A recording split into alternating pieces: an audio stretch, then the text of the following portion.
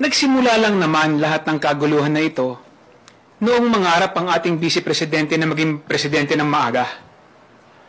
Nung mangarap ang former president na paupuin yung kanyang anak na maging presidente kaagad. Kung wala lang sanang maagang nangarap, wala lang sanang maagang nag-ambisyon na maging presidente, tahimik naman ang lahat, no?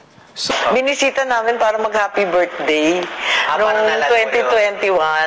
Ang pakay ko, sana piliin ni Inday Sara, pag tumakbo siyang Pangulo, si Bongbong bilang Vice President. Kasi galing si Bongbong sa talo sa 2016. Piliin bilang President? Bilang Vice. Okay. Para mag-tandem sila. Kasi tatakbo nga na Presidente si Sara, akala ko, at sana...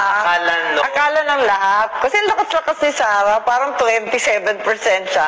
Lahat nangungulelat, 14, 13. Ang layo niya talaga sa lahat. Dami pumunta sa Davao noon. Lahat nag-audition para maging vice. She was way ahead talaga naman. Alam naman natin, walk over yon kung tumakbo siya noon.